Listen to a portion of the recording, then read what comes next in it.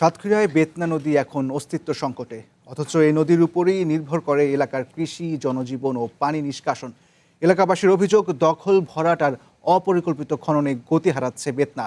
এতে সামনের বর্ষা মৌসুমে ভয়াবহ জলাবদ্ধতার আশঙ্কা দেখা দিয়েছে। একই সঙ্গে সাতক্ষীরার আশাশুনির বুধহাটায় তীব্র ভাঙনে হুমকির মুখে ব্যবসা বাণিজ্য। দেশের দক্ষিণ পশ্চিমাঞ্চলের প্রাণ হিসেবে পরিচিত একসময় প্রমত্তা বেতনা নদীটি এখন ধীরে ধীরে পরিণত হচ্ছে সংকীর্ণ জলধারায়।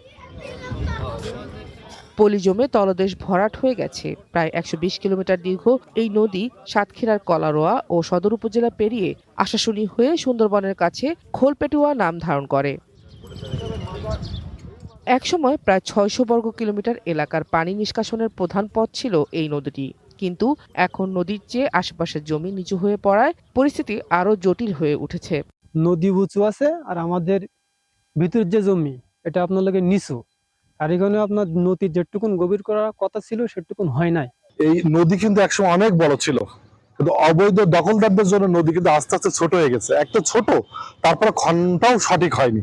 নতুন করে নদী খনন করাতে দেখা যাচ্ছে অতিরিক্ত ভাঙন হচ্ছে, লোকজনের ক্ষয়ক্ষতি হচ্ছে, এখানে থাকা পরিবেশ নেই সমান। এরই মাঝে আশাশুনির বুধহাটায় দেখা দিয়েছে তীব্র ভাঙন। প্রায় 200 বছরের পুরনো এই বাণিজ্যিক কেন্দ্রের বেড়িবাঁধ ধসে পড়েছে নদীর স্রোতে। এতে ঝুঁকিতে পড়েছে ব্যবসা প্রতিষ্ঠান ও বসতবাড়ি। আমরা সেই নদীর কুল ভাঙার কারণে আমরা খুব আতঙ্কের মধ্যে আছি। এখন তখন অবস্থা নদীর সাইড বাড়িঘর চলে যেতেও পারে। বাংলাদেশে এলো এই প্রথম টাচলেস আরএকে সেন্সেশন ওয়াটার ক্লোজেট। অস্থিরতার মধ্যে থাকতে হয়, কারণ বাচ্চা কাছে কখন নদীতে পড়ে, কি হয় কি না হয়, ঘরবাড়ি ভেঙে যায় কি না যায়। নদীতে যে ভাঙন ধরে গেছে, এই ভাঙনের কারণে আমাদের বাজারে ক্ষতিগ্রস্ত হচ্ছে।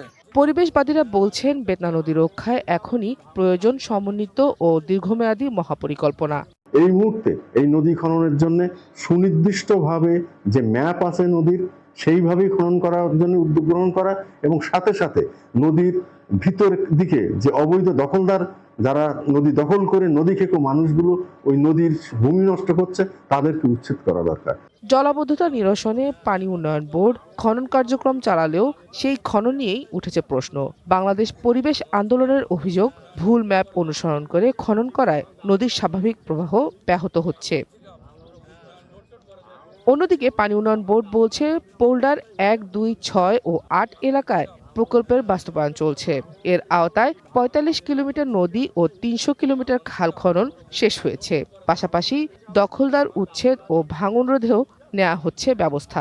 সরজমিনে সার্ভে করে এটার বিষয়ে পদক্ষেপ গ্রহণ করা হবে, এবং যেসব অবৈধ স্থাপনা রয়েছে সেগুলো তালিকা করে পর্যায়ক্রমে এগুলো প্রশাসনের সহযোগিতায় এটা উচ্ছেদের ব্যবস্থা গ্রহণ করা হবে।